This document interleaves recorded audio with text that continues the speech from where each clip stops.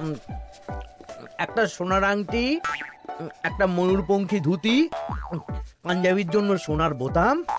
এই, তুমি সেই বিকেল থেকে কি এত লেখাপড়া করছো বলো তো? চিঠি লিখছি, তা কাকে চিঠি লিখছো শুনি শুনি? আমার শাশুড়ি মাকে লিখছি গো গিন্নি। তা আমার মাকে হঠাৎ চিঠি লিখছো কেন? এক সপ্তাহ পরেই তো জামাই ষষ্ঠী, তাই মন্ত্রীমশাই সব আবদারগুলো একে একে লিখে ফেলেছেন। তুমি আমার মায়ের কাছে আবার কি আবদার করছো বলো তো? বেশি কিছু না, ওই আমাকে চিঠি পাঠিয়ে নিমন্ত্রণ করতে হবে, তারপর সাদা ঘোড়ায় করে নিয়ে যেতে হবে আমাকে, 3 দিন আদর যত্ন করে খাওয়াতে হবে, সোনার আংটি, ময়ূরপঙ্খী ধুতি, সোনার বোতাম, গলার হার, এই সব উপহার দিতে হবে। তুমি কি পাগল হয়ে গেছো? আমার মায়ের কাছে এত কিছু হ্যাংলার মতন চাইছো কেন? দেখো গিন্নি, আমি তো কৃষ্ণনগরের মন্ত্রী, আমার তো একটা আভিজাত্য আছে। আমাকে এরকম রাজকীয় ভাবে নিমন্ত্রণ না করলে আমি এবারে মানবো না। আমার মা এসব পারবেন না। আমি ওই শুধু আম, লিচু, কাঁঠাল খেয়ে জামাই ষষ্ঠী কাটাতে পারবো না। তাহলে তোমাকে যেতে হবে না, আমি একাই চলে যাব। কি জামাই ছাড়া জামাই ষষ্ঠী? হ্যাঁ হ্যাঁ, আমি আগামীকাল সকালেই চলে যাব। এই পোড়া কপালের সংসারে যত কম থাকা যায় ততই ভালো।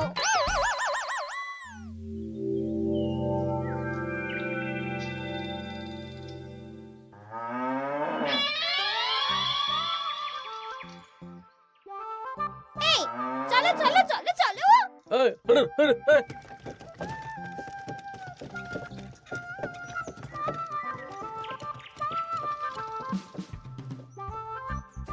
এটা আমার সাথে কি হলো রে বটা ঘটা? লোভে পাপ আর পাপে চাপ হয়ে গেল।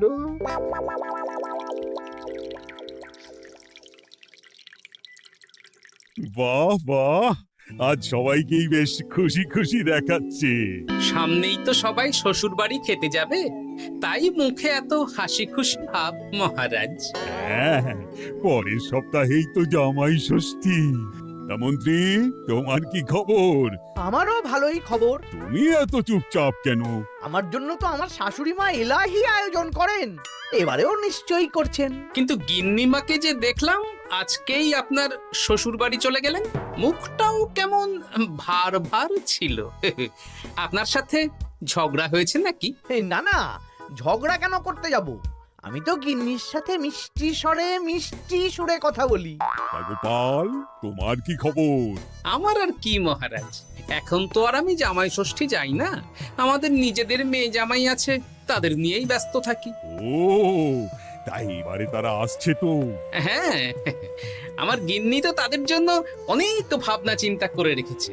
ওই আম, কাঁঠাল, লিচু তো আছেই, তার সাথে ওই ইলিশ মাছ, কাতলা মাছ, 5 রকমের সবজি, 2 রকমের ডাল, আরো কত কি। বাবা বাবা, বেশ বেশ, তাহলে তোমাদের সবার জামাই ষষ্ঠীতে ছুটি থাকবে। সব কেনাকাটা করতে হবে তো।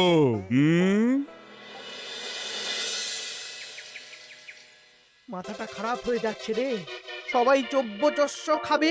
মন্ত্রীমশাই, এই তো সুযোগ। কিসের সুযোগ? আমি বলতে চাইছিলাম যে এই সময় সব সভাসদেরাই তো জামাই ষষ্ঠীর নিমন্ত্রণ রক্ষা করতে শ্বশুর বাড়ি যাবে, আর সবাই কিছু না কিছু কিনে নিয়ে যাবে। হ্যাঁ, শাড়ি, গয়না, মিষ্টি। আর গোপাল তো ওর জামাইয়ের তদবির করতেই ব্যস্ত থাকবে। গোপালও কেনাকাটা করবে, তাই এই সুযোগটা হাতছাড়া করা যাবে না। হ্যাঁ, সবাই হাত খুলে খরচ করে কেনাকাটা করবে, আর আমি ওই কেনাকাটায় ভাগ বসাবো। একদম এইটাই বলতে চাইছিলাম। শোন, তোরা শুধু ভাবনা চিন্তা করে নে কিভাবে কুচির কাজটা করা হবে। আমি আগামীকাল রাজসভায় একটু বিশদে জেনে নেব যে কে কি কবে কিনছে। কেমন? বেশ, তাহলে তো কাজ আরো সোজা হয়ে গেল। আমরা সোজা কাজ করব, আপনি মজা নেবেন। একদম।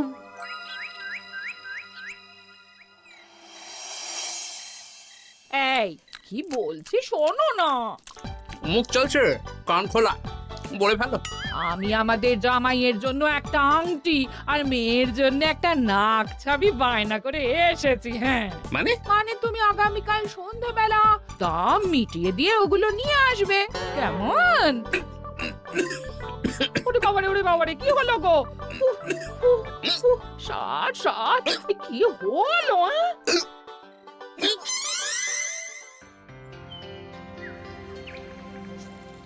তোমার মুখ ওরকম বাংলার পাঁচের মতো হয়ে আছে কেন? আর বলবেন না মহারাজ, গিন্নি আমাদের মেয়ে জামাইয়ের জন্য একটা আংটি আর একটা নাক ছাবি বায়না করে এসেছে। আজ সন্ধেবেলা আবার সেগুলো নিয়ে আসতে হবে। গোপাল তাই খরচের ভয়ে পাগল হয়ে যাচ্ছে। তা বাকিদের কেনাকাটা কত দূর? আমি ভাবছি ওই আগামীকাল দুপুরেই সব কেনাকাটা করে নেব। শ্বশুর মশাইয়ের জন্য ধুতি, শাশুড়ি মায়ের জন্য ভালো শাড়ি, হ্যাঁ, আর তারপর ওই ফল মিষ্টি আরো অনেক কিছু, হ্যাঁ, সব কিনতে হবে। আমি তো ভাবছি আজকেই কিনে রাখবো, সন্ধেবেলা একটু যাওয়ার আছে। আমি তো বিয়ে করিনি, তাই আমার জামাই ষষ্ঠী নেই। আমি তাই হাত গুটিয়ে বসে থাকবো। আর বাকিদের? আমার মহারাজ, বুঝে গেছি, তোমরা এখন থেকেই ব্যস্ত হয়ে পড়েছ। ঠিক আছে, তাহলে আমি এখনই ছুটি ঘোষণা করলাম।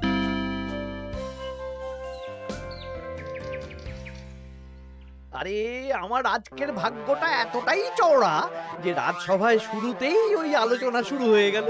মানে মানে গোপালের মুখ ভার ছিল, নিজেই কারণ বলে দিল যে আজকে সন্ধ্যাবেলা জামাই আর মেয়ের গয়না কিনতে যাবে। আচ্ছা, আর বাকিরা? বাকিদের ব্যাপারও জেনে নিয়েছি। আমি একটা তালিকা বানিয়ে রেখেছি। কিসের তালিকা? এই যে কে কখন কি উপহার কিনতে যাবে। আরে বাস, তোরা দিনে রাতে চুরি কর, বুঝলি, সারা রাজ্যে চুরি কর। রাঘব বোয়ালের খবর তো আমি দিয়েই দিলাম। এর সাথে সাধারণ প্রজাদের ঘরেও চুরি করব? একদম। মন্ত্রীমশাই, এবারে হিসেবটা 50-50 হবে তো? মানে ওই আমরা যা চুরি করে আনবো তার অর্ধেক আপনার আর অর্ধেক আমাদের। কারণ এবারে তো আর গিন্নিমা নেই, তাই আপনার খরচ নেই। এই তোরা কার সাথে কার তুলনা করছিস? আমি এই রাজ্যের মন্ত্রী, তোদের কাজ দিচ্ছি, এটাই তোদের অনেক ভাগ্যের ব্যাপার। হ্যাঁ না হ্যাঁ, যা পাওয়া যাবে তার 80 ভাগ আমার আর 20 ভাগ তোদের। তোরা দুজনে ওই 10-10 করে নিস, যদি না পোষায় বলে দিস। আরে বাবা রে, না না ঠিক আছে, আপনার শর্তেই রাজি। তোরা চুরি করবি মুখ ঢেকে বা মুখে কালো রং করে, আর গায়ে হাতে তেল মেখে নিবি, ভুলিস না। আচ্ছা মন্ত্রী মশাই, মনে থাকবে। বুঝলে রানী, আমি সব সভাসদদের আজকে থেকেই জামাই ষষ্ঠীর ছুটি দিয়ে দিয়েছি। ভালোই করেছেন, চলুন না আমরাও আগামীকাল বেরিয়ে পড়ি। হ্যাঁ, তাহলে তো ভালোই হয়। সারা দিন রাত এত কাজের চাপ, এত হিসেব নিকেশ, কয়েকদিন একটু ঘুরে এলে মাথাটা হালকা হবে। তাহলে মহারাজ, আমি এখনই সব গুছিয়ে রাখতে বলছি, কাল সকাল সকাল বেরিয়ে পড়বো। বেশ বেশ, তাই করো, সেটাই ভালো হবে।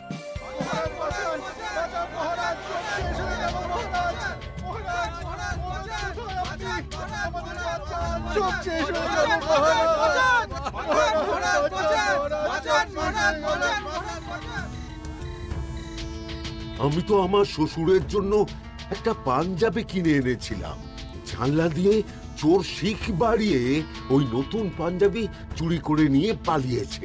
আমিও একটু আগে ওই দুটো থলে নিয়ে কেনাকাটা করে ফিরছিলাম, তারপর দেখি দুদিক থেকে দুটো কালো মতন মুখের লোক এলো আর ছোঁ করে আমার হাত থেকে দুটো থলে নিয়ে পালালো। ছি ছি সেনাপতি, তুমি না আমাদের রাজ্যের সেনাপতি, আর তোমার হাত থেকে চুরি হয়ে গেল? দুটো চোরকে ধরতে পারলে না? অনেকক্ষণ ছুটে একটা চোরকে ধরে ফেলেছিলাম মহারাজ, কিন্তু ওর হাতে এত তেল মাখানো ছিল যে যেই হাতটা ধরি অমনি পিছলে পালিয়ে যায়। মহারাজ, আমার তো বাড়ি থেকে দুটো পাতা কাঁঠাল নিয়ে পালিয়েছে, সাথে একটা রূপোর বাটি। ভেবেছিলাম এই বছর জামাইকে রূপোর বাটিতে পায়েস খাওয়াবো, কিন্তু সর্বনাশ হয়ে গেল। বলো কি? আমি তো ভাবছিলাম কালকেই নিজের শ্বশুর বাড়ি চলে যাব, কিন্তু এই পরিস্থিতিতে কি করে আর যাব বলো তো? শোনো সেনাপতি, সবাইকে বলে দেবে আগামীকাল রাজসভায় আসতে, আর রাজ্যে সুরক্ষার ব্যবস্থাও বাড়িয়ে দাও। আচ্ছা মহারাজ। বলি দামটা আর একটু কমাও না। না না না, এর চেয়ে কমে দিতে পারবো না। তুমি যা বলছো তাতে শুধু আংটি হবে, কিন্তু নাক ছাবি হবে না। আরে বাবা, আমার এখন হাত টান অবস্থা, তুমি বোঝার চেষ্টা করো। এক কাজ করো, আমাকে আমাকে তুমি ধারে দিয়ে দাও। আমার কাছে গয়না কেনার একটাই মূল মন্ত্র, আজ নগদ কাল ধার। হয় নগদ দাও, নইলে খালি হাতে যেতে হবে। বেশ, আমি তাহলে কালকেই আসবো, ধারে নিয়ে যাব। হ্যাঁ, বাবা রে বাবা, কি শেয়ানা বুদ্ধি! উহ,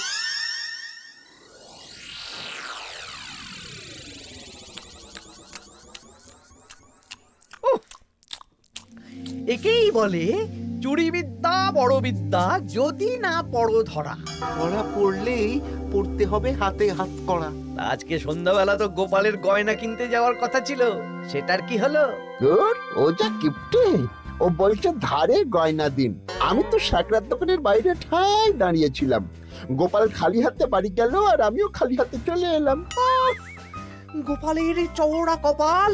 কিন্তু সুযোগ একবার পেলে আমরা হাতছাড়া করব না। হ্যাঁ, তোমাকে যে এত করে বললাম সন্ধেবেলা জামাইয়ের আংটি আর মেয়ের নাক চাবিটা নিয়ে এসো, তা কথা কানে যায়নি নাকি? ও শেখ রাজা দাম চাইলো, তা শুনেই আমার মাথা খারাপ হয়ে গেল। মানেটা কি? শেখরা বলেছে আজ নগদ কাল ধার, তাই আমি কালকে ধারে নিয়ে আসবো। ওহ, তোমাকে নিয়ে আর পারি না। হ্যাঁ, মেলা কথা না বলে খেতে দাও দেখি। দিচ্ছি। তা বলি, রাজ্যের খবর কিছু শুনেছো? হ্যাঁ, কি খবর? এই যে আজকে সন্ধেবেলায় অনেক জায়গায় চুরি হয়েছে। হ্যাঁ, বলো কি? হ্যাঁ গো হ্যাঁ, আগামীকাল তোমাদের রাজসভার ছুটি বাতিল। রাজবাড়ি থেকে লোক এসেছিল, জানিয়ে গেছে। ব্যাপারটা কি? বলছি হাত পা ধুয়ে নাও, খেতে বসো। বলছি দাঁড়াও।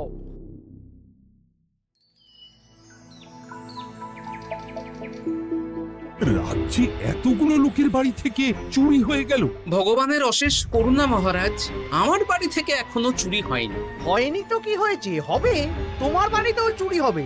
বাবা, মন্ত্রীমশাই, আপনি কি আগে থেকেই জানেন নাকি যে আমার বাড়িতেও চুরি হবে? তা চোর কি আপনার মাস্তুতো ভাই নাকি? কি মন্ত্রী, তুমি কি চোরকে চেনো? সত্যি মন্ত্রীমশাই, আপনি চেনেন? চেনেন? না মানে এই চিনি না, আসলে ইয়ে করলাম, মানে আন্দাজ করলাম। কোন যুক্তিতে আন্দাজ করলেন মন্ত্রীমশাই? না, আসলে যারা যারা এই বছর জামাই ষষ্ঠীতে যাচ্ছে বা জামাই আদরের আয়োজন করেছে, চোর বেছে বেছে তাদেরই চুরি করছে তো, তাই আর কি। বুঝেছি। এটার সাথে মন্ত্রীমশাইয়ের একটা যোগ থাকলেও থাকতে পারে। আচ্ছা, যে জন্য তোমাদের ডাকা, তোমাদের যে দীর্ঘকালীন জামাই ষষ্ঠী উপলক্ষে ছুটি দিয়েছিলাম, সেটা বাতিল করে শুধুমাত্র জামাই ষষ্ঠীর আগের দিন থেকে জামাই ষষ্ঠীর পরের দিন পর্যন্ত ছুটি থাকবে। আচ্ছা মহারাজ। আর সবাই একটু সাবধানে থেকো, দিনকাল খুব খারাপ। মন্ত্রীমশাই অত জোর দিয়ে কেন বললেন কথাটা? ব্যাপারটা ভেবে চিনতে দেখতে হবে।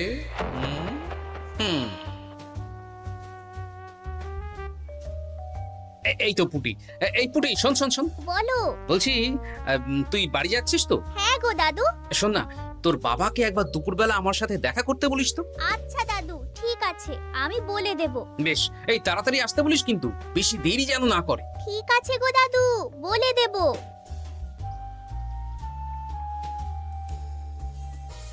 এবারে বিজ্ঞানীর বাড়ি একবার যেতে হবে। এটাই কাজ হবে তো বিজ্ঞানী? আলবাত হবে। এই হলো আমার আবিষ্কৃত বিশেষ চুলকানি চূর্ণ। একবার লাগলে 10 ঘন্টা চুলকবে। ঠিক আছে।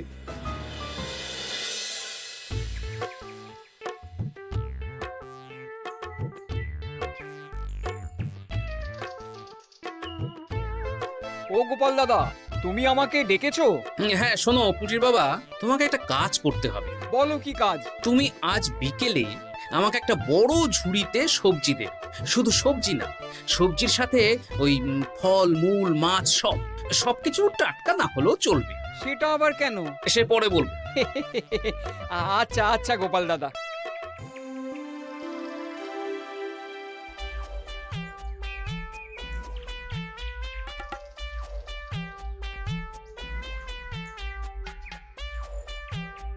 বাবা, পুটির বাবা এত শাক সবজি ফল নিয়ে বাড়ি যাচ্ছ নাকি?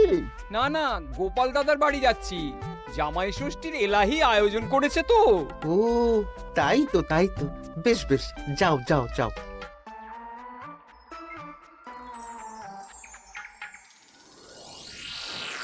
বলিস কি রে?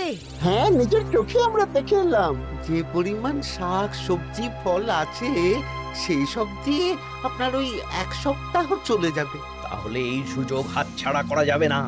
আজকে ওঁত পেতে থাকবি, কোন রকম সুযোগ পেলেই নিয়ে আসবি। আচ্ছা মন্ত্রী মশাই। এই এসব তুমি কি মেশাচ্ছ ঝুড়িতে? হ্যাঁ, চুপ, এটা চোরের দাওয়াই। এখন এই ঝুড়ি এখানেই থাকবে। যদি মন্ত্রীর কথা মতন চোর বাবাজি নিলেই ফাঁসবে। যাও যাও, আমার জন্য একটু মুড়ি বাদাম নিয়ে এসো, যাও।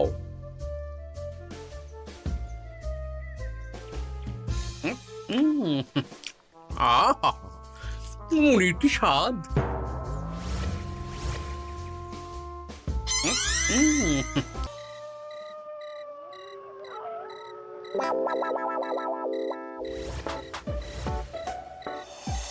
এই কটা সবজি ফলগুলো আমাদের জন্য অপেক্ষা করছে, দেখ দেখ।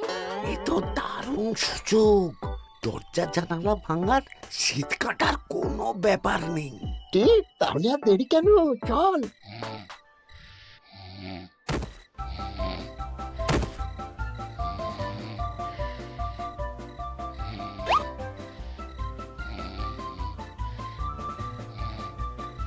ওরে বাবা রে, কি চুল করছে রে? ওরে বাবা রে, আমারও হাত চুল করছে। ওরে বাবা রে, চুল করছে তো। ওরে বাবা রে। এই কে রে? এই সেরেছে, গোপাল চলে এসেছে। আর পালানোর পথ নেই। এবার আমরা কোথায় যাব? কোথাও যেতে পারবি না। সারা রাত এই উঠোনেই গোল গোল করে ঘুরতে থাক।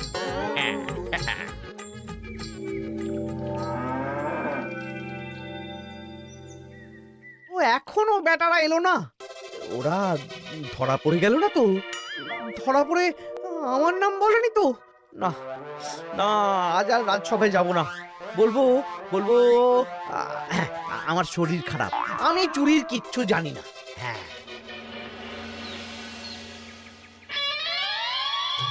শুধু মন্ত্রী আসেন। মন্ত্রীমশাই ভয়ে আসেননি মহারাজ। মানে মন্ত্রীমশাইয়ের 2 বিষাক্ত হাত ধরা পড়ে গেছে। এরা দুজনে মন্ত্রীমশাইয়ের নির্দেশে সবার বাড়ি বাড়ি চুরি করেছে, ছিনতাই করেছে। তাহলে আর দেরি কেন, চলুন মন্ত্রীকে ধরে আনি। এ না হয় ধরবেন, কিন্তু উনি যদি অস্বীকার করেন, কারণ চুরির সময় উনি তো উপস্থিত ছিলেন না, যদি বটা ঘটার কথা অস্বীকার করেন। সে ভাবনাও আমার ভাবা আছে। শোন বটা ঘটা, এই তো ভালো বুদ্ধি, চলো সবাই।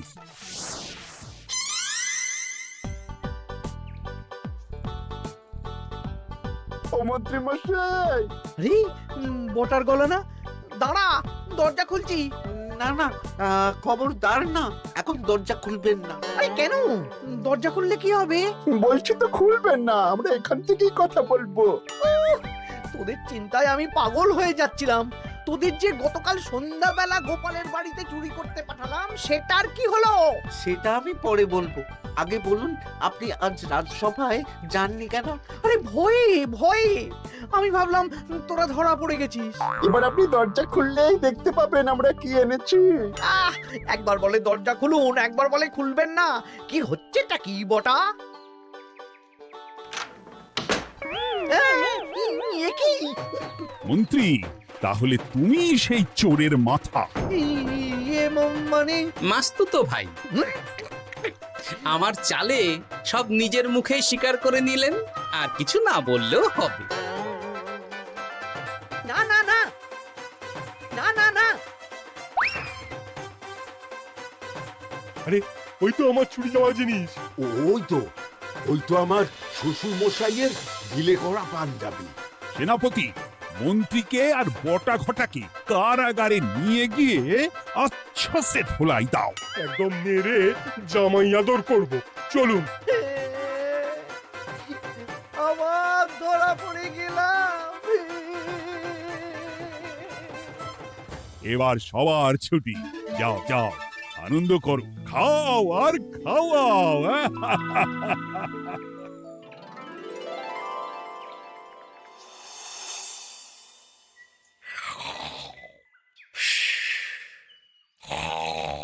কি গো, বলি বেলা তো অনেক হলো, উঠবে তো নাকি? কাল সারা রাত যা ধকল গেছে, তাই একটু বেশি ঘুমিয়ে পড়েছিলাম। বলি ধকল আবার কি? দিব্যি তো ঘুমাচ্ছিলে। সেটা তুমি বুঝলে তো হয়েই যেত গিন্নি। আসলে সামনেই তো জামাই ষষ্ঠী, তার উপর তুমি যা আয়োজন করেছো, সেটার ধকলেই স্বপ্ন দেখছিলাম আর কি।